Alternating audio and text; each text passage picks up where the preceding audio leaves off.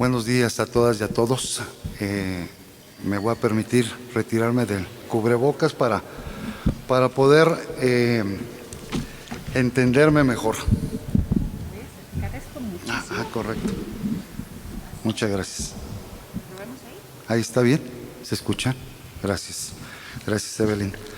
Primeramente, denme oportunidad de agradecer a los organizadores de este evento que nos permite tener un espacio de reflexiones sobre un tema tan sensible, tan importante y que tiene tantos años en México y que no hemos podido resolver correctamente. Hace una semana escasamente estuve platicando con algunos expertos de Iberoamérica, médicos forenses y otros especialistas, sobre este tema que no es exclusivo de México. Definitivamente esto tiene que ver en todos los países del mundo, efectivamente, pero en Latinoamérica se hace una situación mucho más grave, y en México no se diga. En México tenemos por lo menos entre 20 y 25 años que tenemos un problema tan serio, tan sensible y que no hemos podido resolver. Porque el tema de cadáveres desconocidos y todos los procesos de identificación no es nuevo. Siempre se ha presentado. Siempre ha existido la presencia de cadáveres de identidad desconocida. Sin embargo, de 20, 25 años a la fecha, en México se genera una relevancia mucho mayor en este tema. Y la imposibilidad de las autoridades de poderles dar identidad a estas personas. Y yo quisiera empezar con el primer lámina, si me hacen favor. Me permití presentar esta lámina, que es un histórico estadístico de 21 años. Está la estadística hasta agosto de este año y representa el número de cadáveres en calidad de desconocidos o no reclamados enviados a la fosa común en la Ciudad de México. Tan solo en la Ciudad de México. Y ustedes pueden apreciar que, si bien es cierto, ha habido incrementos y decrementos en estos 21 años, se ha mantenido con cifras hasta de 750 cadáveres al año enviados a la fosa común. Increíblemente, esto sucede en el 2010, cuando ya estábamos en un proceso para tratar de disminuir esa cantidad de cadáveres. Esto es preocupante por dos razones. O estamos teniendo equivocadas acciones para atender este problema, o estas acciones no están dando resultado adecuado, o lo que sería peor, no estamos haciendo ninguna acción encaminada a atender este tema tan importante. Esto solamente representa la Ciudad de México. Todavía tenemos que sumar cadáveres que están en el resto de los estados de la República Mexicana. Y es una situación que tendremos que analizar profundamente, porque por un lado están las autoridades, están colectivos, están organizaciones civiles y familiares haciendo acciones para poder encontrar a sus seres queridos que están en calidad de desaparecidos, y por otro lado los servicios forenses de cada uno de los estados están enviando estos cadáveres sin que sean reclamados. Entonces, evidentemente es una situación que debe de preocuparnos y debe de ocuparnos, no solamente ocuparnos. Si me hicieran favor de pasar la siguiente, por favor. El tema que voy a desarrollar en estos 30 minutos que tenemos de espacio son los desafíos que tienen los servicios forenses en el área de identificación humana. Como ustedes saben, esta situación no es exclusiva de una entidad. Esta situación la tenemos que manejar de todos los servicios médicos forenses de los estados. Me permití dividir estos desafíos en desafíos internos que es lo que los servicios forenses internamente podemos llevar a cabo sin necesidad de depender de nadie más que del convencimiento de las autoridades estatales, y los desafíos externos, que definitivamente requerimos del apoyo de las autoridades externas, no solamente de instituciones de procuración de justicia. Y el primer desafío interno es la creación, y digo creación o reforzamiento de las unidades de identificación en cada uno de los servicios forenses. Podría ser increíble, pero hasta la fecha, hoy en día, hay algunos servicios forenses que carecen de unidades de identificación a nivel estatal. Y algunos que no tienen todos los especialistas que se requiere para poder llevar a cabo el trabajo en forma adecuada, correcta, completa y en tiempo. Antropología, arqueología, son especialidades que lamentablemente algunos estados carecen de estos especialistas. Incluso odontología. Si bien es cierto, en los últimos años las autoridades se han preocupado y ocupado de atender estas unidades de identificación, de todos modos requerimos seguir insistiendo en esto. Acordémonos que de todos los servicios forenses de la República, solamente dos dependen del Poder Judicial, son independientes de las instituciones de procuración de justicia, de las fiscalías. Solamente Baja California y Ciudad de México dependen del Poder Judicial y Guerrero de la Secretaría de Salud, que es todavía una situación totalmente diferente. Y esto tiene que ver definitivamente con presupuestos. Hay un presupuesto federal para apoyo a los servicios forenses, a los servicios periciales en general, pero hay 3 estados que carecen de este apoyo del ámbito federal. Es importante seguir insistiendo en el reforzamiento y en la creación, si es el caso, en los diferentes estados de las unidades de identificación. La capacitación continua del personal es algo que también no debemos de olvidar. Sabemos que en la gran mayoría de los estados, quienes trabajan en las diferentes áreas especializadas, hay algunos que no tienen ese perfil de puesto que uno esperaría tener. Cualquiera de nosotros, si necesita la atención de un cardiólogo, busca un cardiólogo. En medicina forense no sucede lo mismo. Y esto tiene que ver porque se intrincan algunas situaciones de los desafíos internos y externos. ¿Dónde vamos a obtener antropología o arqueología forense si hay también instituciones académicas que vienen el desafío, en uno de los desafíos externos, si no hay la producción adecuada de estos especialistas? Evidentemente tendríamos que considerar esta circunstancia, pero definitivamente, aunque no sean especialistas en cada una de las áreas, se requiere la capacitación continua. Y no es un gasto, es una inversión, este tipo de atención que se le debe dar no solamente a los médicos, a los odontólogos, a los antropólogos, dactiloscopistas, a todo el personal del laboratorio de genética que se dedica a hacer perfiles genéticos, que es una alternativa, aunque en mi opinión un tanto se ha abusado últimamente de este método de identificación, pero finalmente hay que considerarla y hay que tener el siguiente tema, que es la acreditación de la unidad de identificación con los alcances adecuados. Esto no solamente es para engalanar la unidad de identificación, porque muchas veces el hecho de tener esta norma oficial mexicana aprobada, el ISO 17020 o el 17025, podría ser nada más de adorno, como engalanar al instituto o al servicio forense que logró esto. No solamente es esto, va más allá.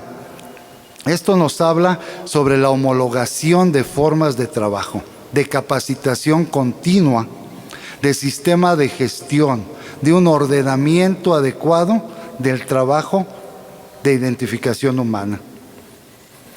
Es algo que se sigue presentando en la actualidad, el hecho de que algunos servicios forenses, específicamente en el área de identificación humana, se sigue trabajando conforme cada uno de los expertos le gusta, prefiere. Hay que homologar las formas de trabajo. Y esto de la acreditación, que no solamente es de nombre, sino es arduo trabajo, no solamente del personal que está en esa área, sino del personal que debe de estar como gerentes de calidad. Las acreditaciones nos sirven para ello y también van ligados definitivamente a presupuesto. En la Ciudad de México, nuestros jefes inmediatos superiores nos han inculcado el hecho de que debemos de buscar las formas, no necesariamente ligadas al presupuesto, porque sabemos que estamos acortados de esto. Pero hay algunas circunstancias que no podemos desligarlas de presupuesto. Y esto de la acreditación es indispensable. El que acuda una empresa acreditadora externa para que nos audite es sumamente importante. No estamos nosotros ni engañándonos ni engañando a nadie. Y esto nos permite además darle certeza y confianza, no solamente a la autoridad ministerial y judicial, porque muchas veces ese es el eslogan de toda la vida, de que medicina forense y todas las disciplinas auxiliares son auxiliares de la autoridad ministerial y judicial.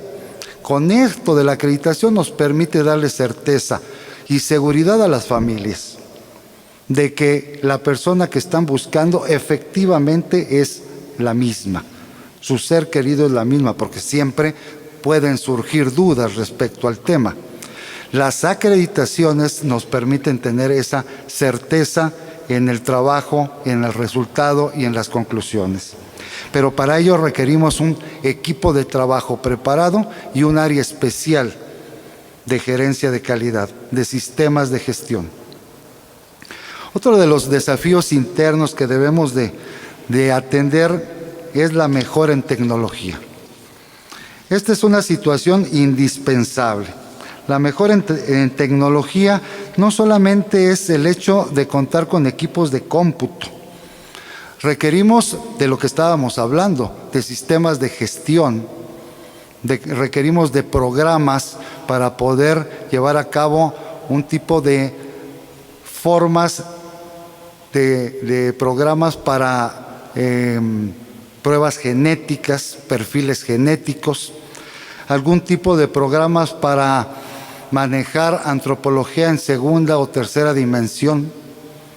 La tecnología de punta siempre ayudará a los expertos a poder facilitar el trabajo. Y no con esto quiero decir que nos olvidemos de los métodos tradicionales de identificación, que están perfectamente bien determinados. Pero si hay programas que auxilian para llevar a cabo una identificación adecuada, habrá que usarlos, y también va ligado en presupuesto. Tradicionalmente en los servicios forenses se presenta que estemos en espera de que asistan ya sea familiares, una autoridad para solicitar informes sobre una persona que está desaparecida. Normalmente estamos en espera de que nos soliciten información. En nuestra opinión tenemos que cambiar estas formas, tenemos que ser más proactivos. Y no con ello quiere decir que salgamos a buscar a familias, pero sí tenemos la oportunidad de llevar a cabo algún tipo de convenios con instituciones que nos pueden servir a los servicios forenses. Un ejemplo de ello es el convenio con el Instituto Nacional Electoral, que nos ha dado resultados importantes, al menos en la Ciudad de México nos ha dado éxito. Y nosotros siempre hemos dicho, con una sola persona que logremos identificar a través de algún método es un éxito. Y con este convenio nos ha permitido tener un mayor número de identificaciones. Y no solamente quedarnos con la identificación y saber que esta persona tenía este nombre a través de las fichas de cadactilares, sino también ir conjuntamente con otra institución, en este caso Procuración de Justicia, a buscar a los deudos, para también informarles, porque hay casos de éxito en donde la familia, los deudos, ignoraban que la persona hubiera fallecido, porque tenía escasamente 2 semanas que se había retirado del domicilio y ellos pensaban que estaba de migrante en Estados Unidos. Y ese tipo de información, si bien es cierto, es lamentable y dolorosa para la familia, definitivamente puede permitir también atender una circunstancia que no estaba contemplada por los seres queridos. Esta situación proactiva es sumamente importante, ya evitar seguir esperando que nos visiten a los servicios forenses. No debemos de olvidar, y en México y en Centroamérica es un fenómeno muy importante, el fenómeno migratorio, y no tenemos un control adecuado. Si bien es cierto, la Ciudad de México no es un punto importante de migración hacia el norte de la República, sí de repente tenemos una estancia temporal de estas personas y se requiere de tener formas de trabajo adecuadas para poder atender este tipo de situaciones que no están exentas los migrantes. Por lo tanto, el poder hacer convenios con el Instituto Nacional de Migración, por ejemplo, en México, nos ayudaría con mucho para poder llevar a cabo trabajos de identificación.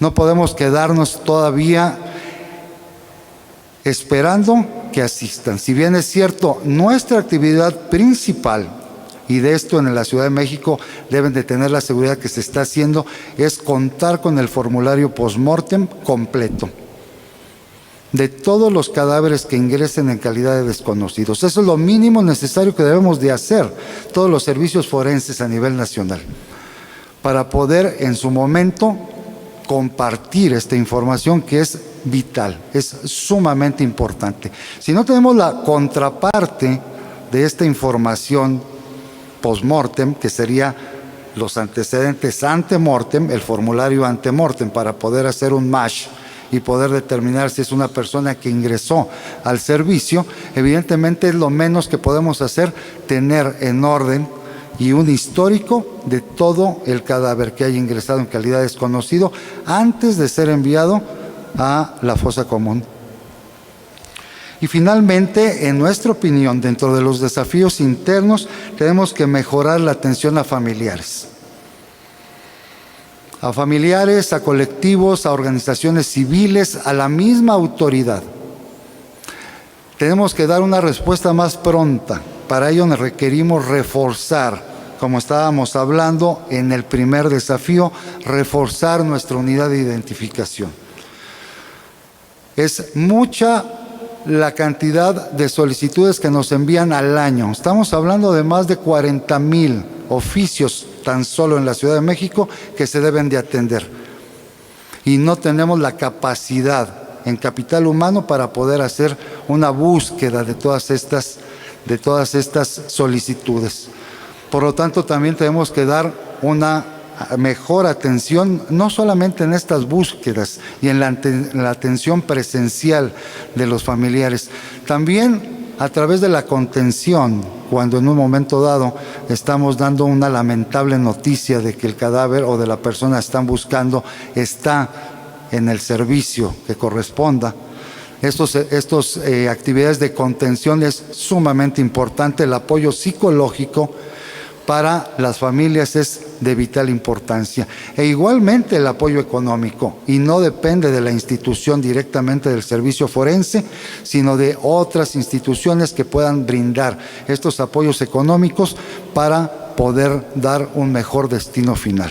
Una orientación correcta muchas veces es bastante para las familias, para los deudos. Nos pasaríamos a los desafíos externos.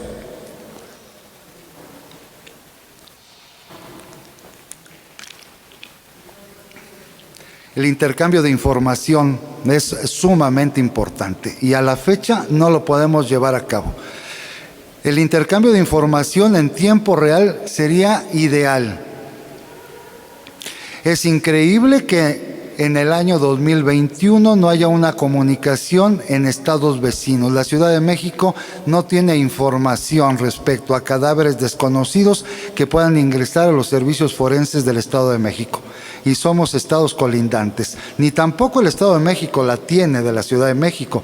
Y así está Puebla, está Morelos, está Hidalgo. Con menos posibilidades podríamos compartirlas con estados al norte de la República o al sur de la misma. Requerimos obligadamente, y no es un desafío ni es un reto interno, el contar con el apoyo tecnológico de capital humano y de presupuesto para poder tener una comunicación e intercambio en tiempo real de todo el cadáver que ingresa en calidad de desconocido. Y de esta manera, que el servicio forense o las autoridades que tengan que ver con este tipo de información puedan saber que en la Ciudad de México ingresó un cadáver con tales características el día 11 de octubre y que podría estar siendo buscado al sur de la República o al norte o tan solo en el Estado de México. Es increíble que los colectivos, que los familiares tengan que desplazarse kilómetros para poder obtener una información de este tipo. O que tengan que esperar semanas porque a través de un oficio o a través de un correo electrónico están solicitando esta información. Se pueden acortar y esto tiene que ver definitivamente con tecnología. La innovación de actividades y la mejora en tecnología tienen que ver con este desafío externo, que es el intercambio de información en todos los servicios forenses de la República. La participación activa de instituciones académicas de nivel superior también es básica. No podemos estar aislados las instituciones académicas con instituciones de procuración y administración de justicia que requieren de especialistas con un perfil específico. La producción de especialistas en medicina forense, de antropología forense, de arqueología forense es escasa. No alcanza el número anual de profesionales, de especialistas de este tipo para poder atender las necesidades de la República Mexicana. Y además, si ponemos esto en que nos queremos quedar en las grandes ciudades, evidentemente no damos la posibilidad de contar con la cantidad de personas adecuada para atender el número de casos de personas que están desaparecidas. Evidentemente tenemos que hacer un esfuerzo muy importante, respaldar esta inclusión en instituciones académicas de nivel superior para que no solamente haya licenciaturas encaminadas a ella, sino también especialidades, posgrados, para que pueda haber el número suficiente. Increíblemente, si alguien del norte de la República quiere estudiar antropología forense, se tiene que desplazar a la Ciudad de México. No tienen otra opción. Y no hay una armonía muchas veces entre la parte legal y la parte operativa. Y no con esto quiero referirme a que sea inadecuado el que un antropólogo que esté dedicado a este tipo de actividad tenga que ser especialista en el área forense. Eso es lo ideal, eso es lo que tendríamos que aspirar. Sin embargo, muchas veces las leyes locales impiden que un antropólogo que no tiene la especialidad en medicina, en el área forense, pueda actuar como tal en algún estado de la República. Esa falta de armonía entre la parte legal y la parte operativa también viene en deterioro de estas circunstancias. Habrá que ver algún mecanismo para que pudiéramos tener una mejor relación legal y operativa y no hubiera tanta circunstancia que nos generara obstáculos para atender de mejor manera un tema tan delicado como es el de cadáveres desconocidos. Este último punto que acabo de mencionar va de la mano de la revisión de las condiciones salariales. ¿Cuál es el motivo que nadie quiera o nadie le interese o sean muy pocos los interesados en ocupar lugares en medicina forense o en antropología o arqueología forense, odontología forense? Las condiciones salariales. Es sumamente importante hacer una revisión de las mismas. En ocasiones nos vemos preocupados porque se tiene que desplazar a 2 actividades diarias para poder completar la economía familiar.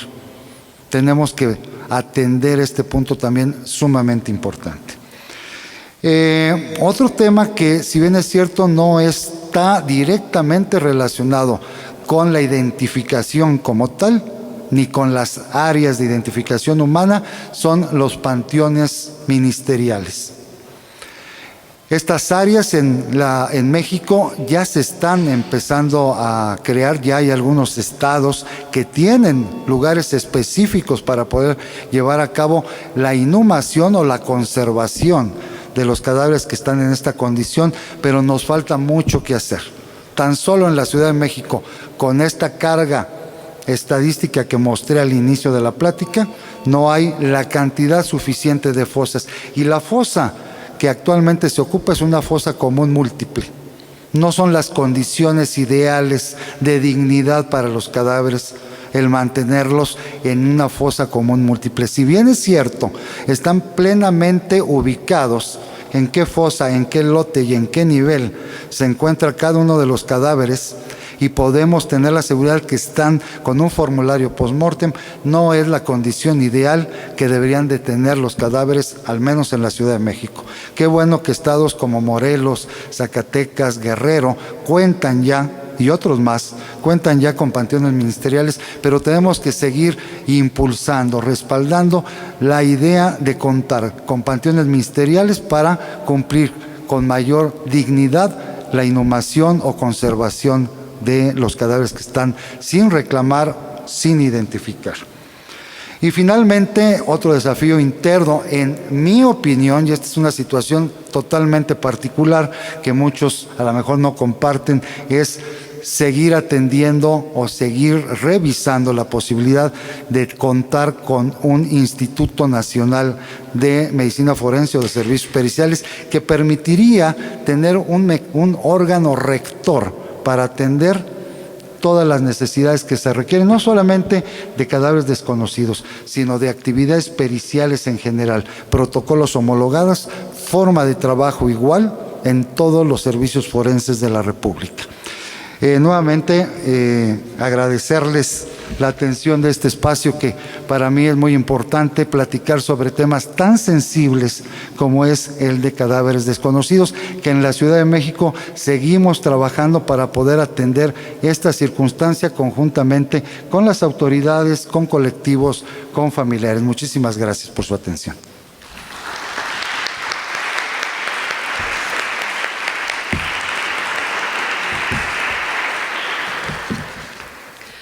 Doctor Takahashi, le agradecemos mucho por su ponencia. Vamos a dar paso a la ronda de preguntas y respuestas. Nuevamente les pediría que las personas que hacen su pregunta se quiten la mascarilla y luego vamos a desinfectar los micrófonos para que se entienda mejor. Muchas gracias.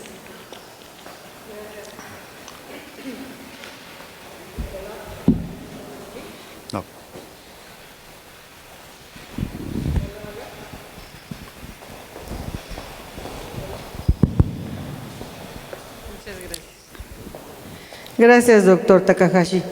Preguntarle, en relación a los panteones ministeriales, sabemos que la ley nos dice que los panteones quedan bajo el mando del municipio, y entonces hemos nosotros siempre propuesto que sean centros de resguardo temporal para que queden bajo otro mando, que el puro nombre ya los circunscribe. Yo no sé si usted estuviera de acuerdo en que tendrían que estar no bajo el mando del municipio, porque en este caso la Ciudad de México, el que está en Tlalpan lo ve la alcaldesa de Tlalpan y así, y entonces se disgrega y se atomiza la información. Entonces hacerlo que estuviera dentro del mando, cuando menos estatal. Sí, ideal sería el federal. Otra pregunta es, nosotros sabemos que el INCIFO es de los espacios más organizados, sin embargo, también sabemos que sus recursos son absolutamente limitados. Sabemos que ustedes toman desde hace muchos años muestras biológicas, pero que no siempre se procesan, o sea, no se obtiene el perfil genético, y eso impide que ustedes puedan circularlo en el país, sino, como usted dice, hasta que llega un familiar a buscar a alguien y se da algún tipo de elementos de coincidencia, es que se procesa esa muestra. Entonces entendemos que de estos 13,747 personas que nos está poniendo en la gráfica, una gran parte de ellas se habría tomado la muestra biológica, pero no se ha procesado y por lo tanto no hay perfil genético y por lo tanto de lo que nos dice la Ciudad de México, que hay alrededor de 2,500 personas desaparecidas, no nos coinciden los números con tener casi 14,000 sin identidad en una fosa común. Por lo tanto, ¿de dónde son esas 11,000 personas más que no están registradas entre los desaparecidos de la ciudad, pero que sí están físicamente en la fosa común? Y si no tenemos esos perfiles genéticos, ¿cómo podemos nosotros enviar para saber si los están buscando en otro estado de la República? Y por último decirle ¿qué sucede dentro del gobierno de la Ciudad de México? Que esa falta de intercambio de datos no solamente se da entre los estados, se da en la misma Ciudad de México. Tenemos varios casos con datos precisos en que la persona ha fallecido, ha pasado por el INCIFO y sin embargo la Fiscalía sigue buscándolos como desaparecidos. Entonces, ¿qué pasa con esa información que no corre ni hacia adentro del propio gobierno de la ciudad? ¿Cómo usted considera que podrían allanarse estos vasos comunicantes que no comunican ni siquiera dentro de la misma ciudad? Y en el tema de la fosa múltiple, si en otros estados, como usted lo mencionó, en Morelos, en que nosotros participamos directamente en esas fosas, en la apertura de esas fosas, no permitimos que se abriera hasta que no tuviésemos un centro de resguardo temporal de entrada de 250 personas, en un plan de 5 módulos que nos dan 1,500 espacios. Se construyeron esos 250 lugares en menos de 2 meses y se gastaron menos de 3 millones de pesos. ¿Cómo entender que en la capital del país no tenemos una fosa o no tenemos un lugar con gavetas individualizadas? Porque ahora cuando se han identificado algunas personas en Morelos no nos lleva más de 5 minutos sacarla del espacio individual y entregarlo. Y aquí, si están en capas, pues se tiene que hacer prácticamente una exhumación múltiple para dar con la persona que se encuentra en qué nivel, y pues ahora sí que aunque no se quiera se desacomodan todos los demás. Entonces se convierte en esto en un verdadero caos y nos parece muy importante su opinión para saber qué podemos hacer, ya que algunos somos integrantes del Consejo Nacional Ciudadano de Búsqueda, del Consejo Local Ciudadano de la Ciudad de México y del Consejo Local del Estado de México.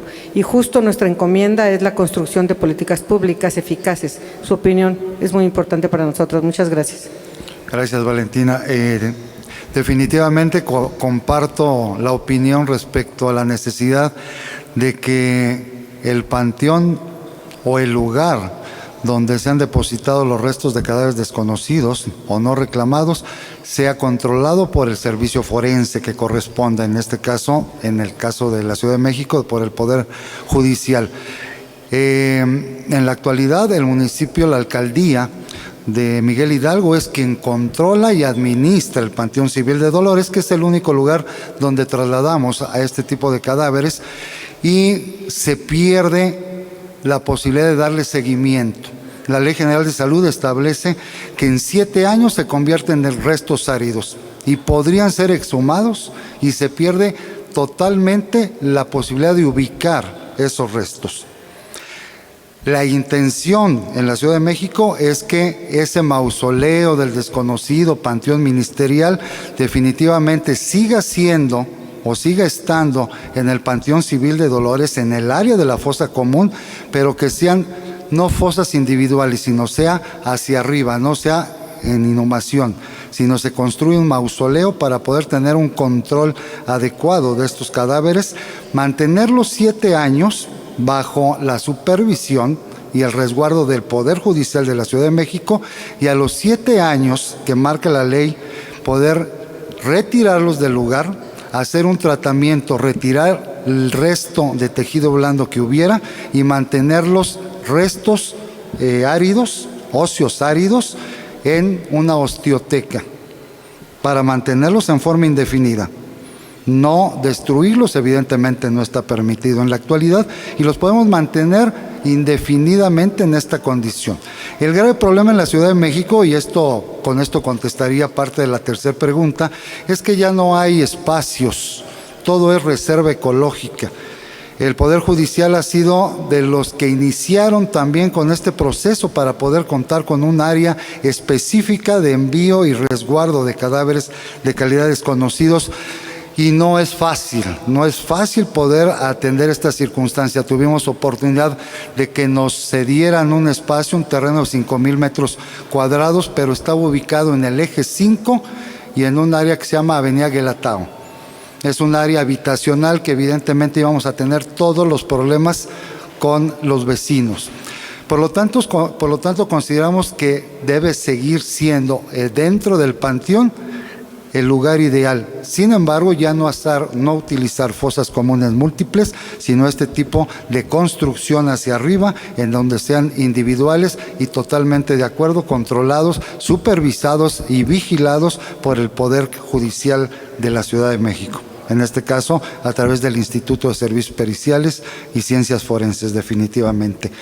Respecto a la toma de muestras biológicas, es cierto, desde el año 2010 en el instituto se está tomando muestras biológicas, primeramente de sangre, actualmente de cartílago costal, para poder llevar a cabo el perfil genético cuando tengamos la oportunidad y haya dudas mediante otros métodos de que pueda ser o no.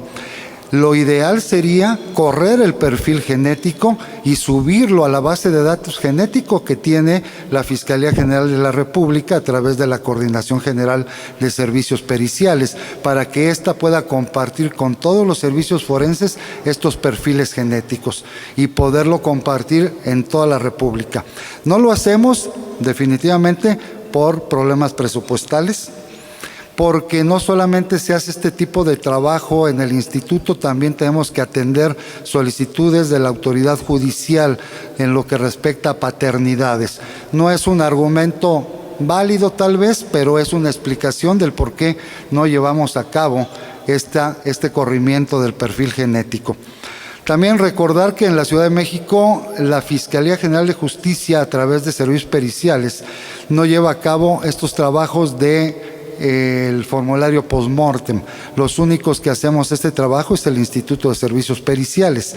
Por eso tal vez haya cierta confusión y dentro de la misma Fiscalía, en FIPEDE, puedan estar haciendo la búsqueda de una persona, sabiendo la misma Fiscalía que ingresó un cadáver en calidad de desconocido al instituto.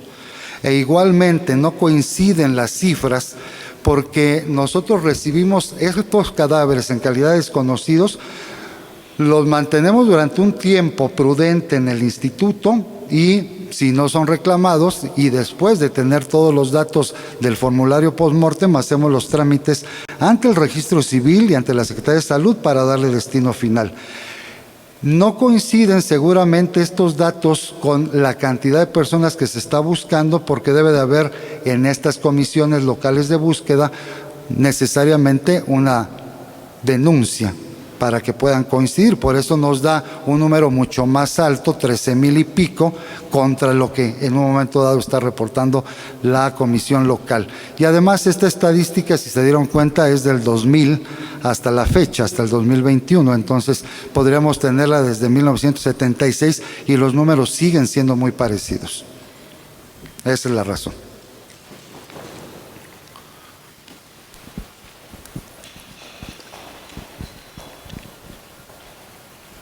Gracias.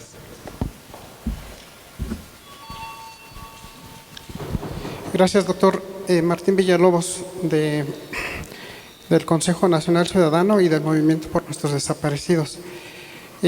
Preguntarle, usted hablaba de esta actividad importante proactiva que usted comentaba del INCIFO y de que pues siempre están a la espera, ¿no?, de que los familiares lleguemos a lo mejor a solicitar información. Sin embargo, preguntarle si no considera que también sería muy importante que pudieran generarse una política para poder difundir a la sociedad que hoy existe, en el sentido de que existen X número de seres humanos sin identidad que se encuentran a lo mejor resguardados en el INCIFO, a efecto de que también la mayor parte de la población pueda conocer que efectivamente, por un lado, existe el INCIFO, ¿sí? Segundo, que tengo la oportunidad de poder acercarme y a lo mejor aportar algunos elementos que van a fortalecer incluso la información que ustedes tienen y que pudieran ser importante en alguna identificación.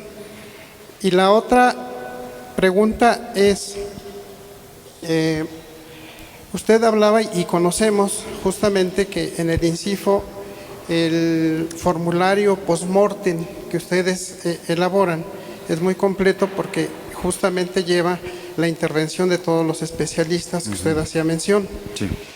En relación a esto, y un poco analizándolo o comparándolo, contrastándolo contra lo que son los registros AM y PM que se generaron desde hace como 8 años, poco más, por la entonces Procuraduría General de la República, con un instrumento que aportó Cruz Roja Internacional, ¿sí?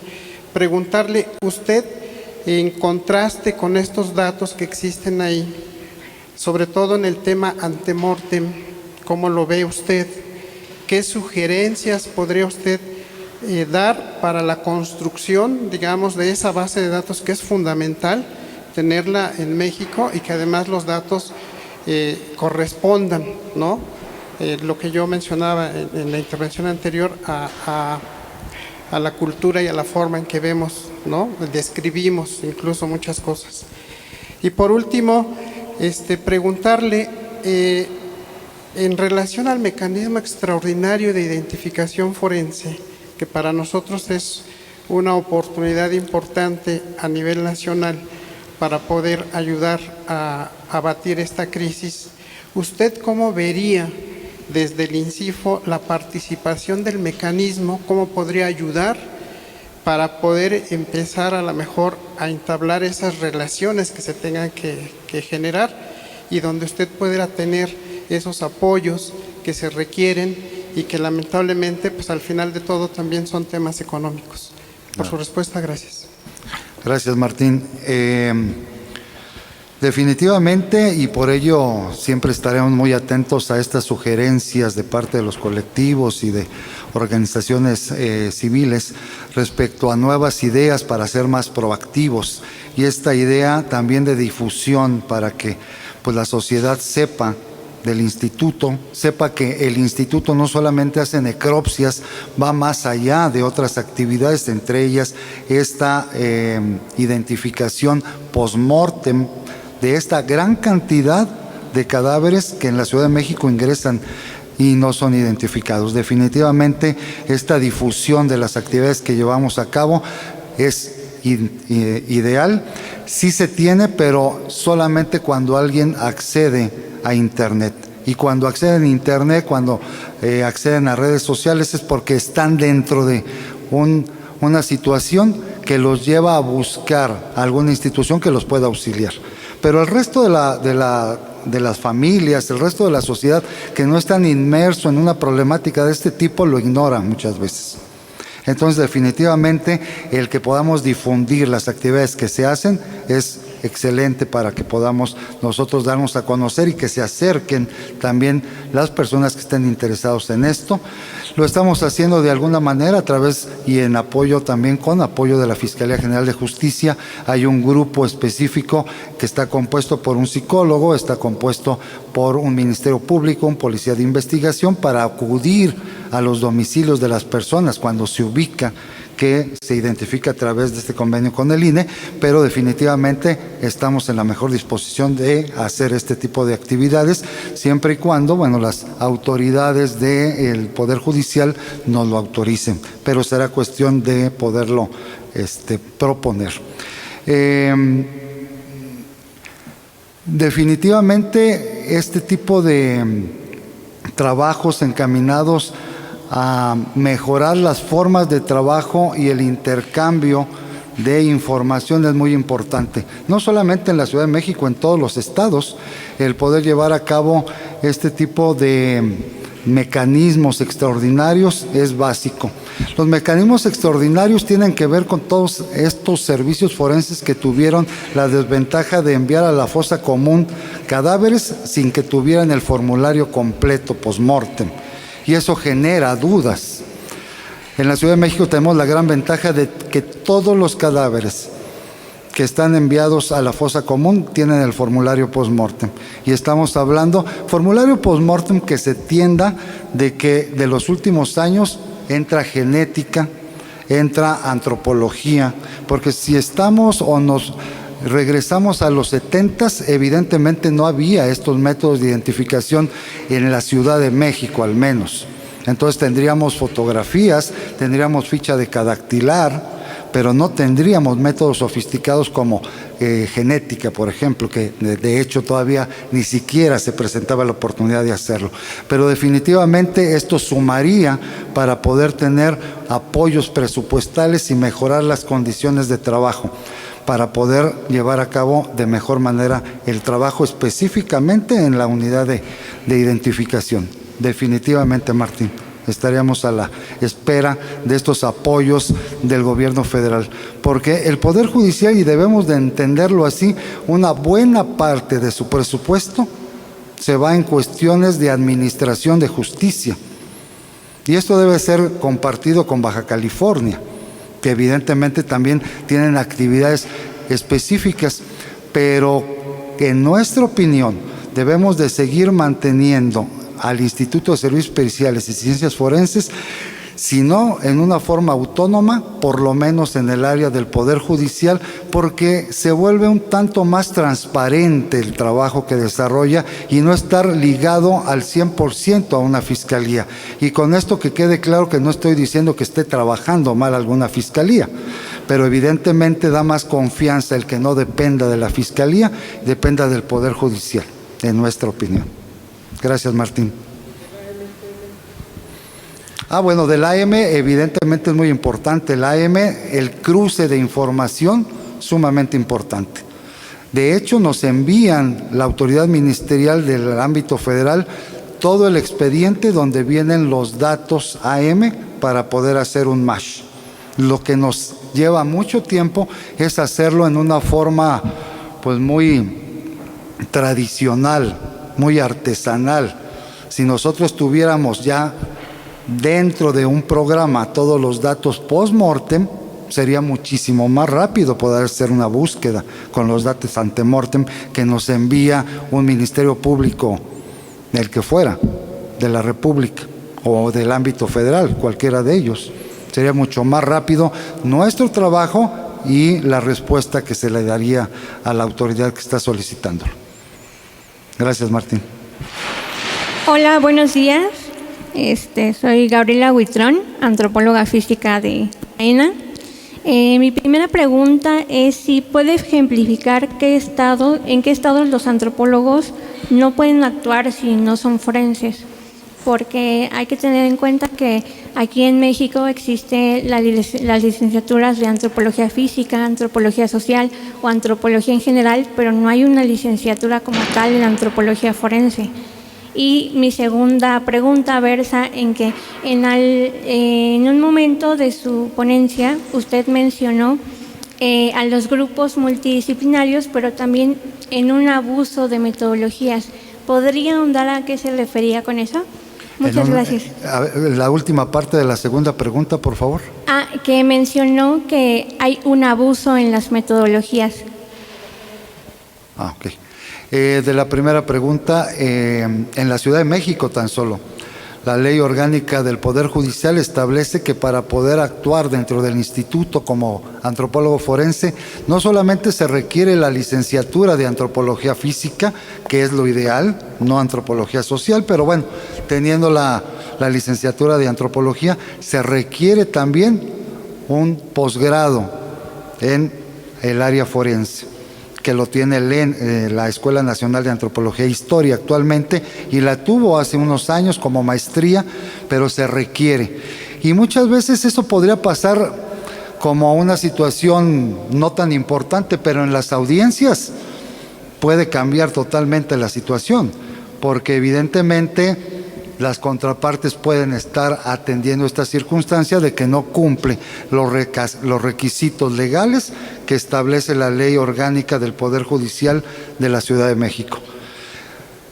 Algunos otros estados también tienen ese perfil. La gran mayoría, definitivamente, con la sola licenciatura es suficiente para poder actuar, definitivamente. Aunque hay algunos lugares donde, sin estar titulados, trabajan como antropólogos, y ahí no estaría cumpliendo legalmente esta circunstancia. Seguramente de la segunda pregunta yo me referí a esa variedad de protocolos que no todos los comparten. Dentro de la misma institución muchos trabajamos de diversa forma.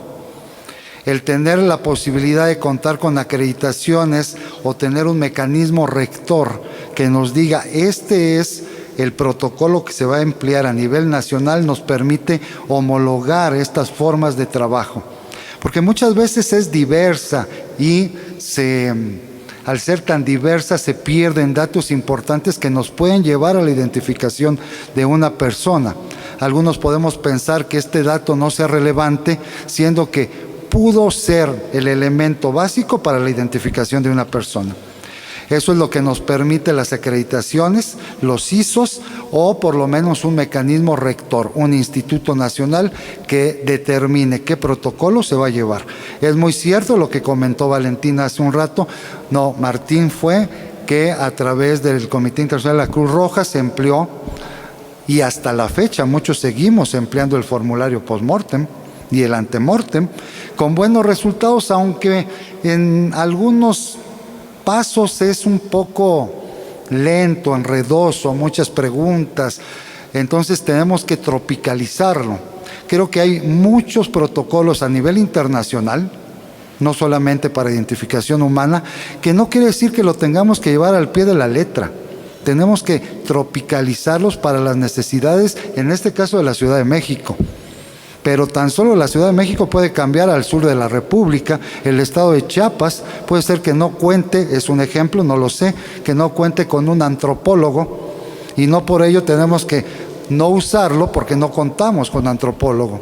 Pues utilizaremos lo mejor de ese documento que se ha aprobado en muchos lugares. No tenemos por qué estar invirtiendo tanto tiempo en crear un protocolo de identificación para México.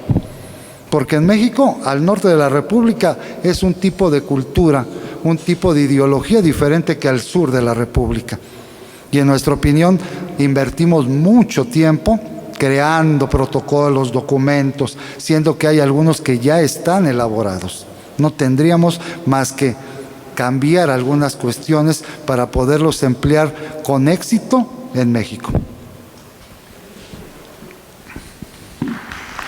Muchísimas gracias, doctor Takahashi.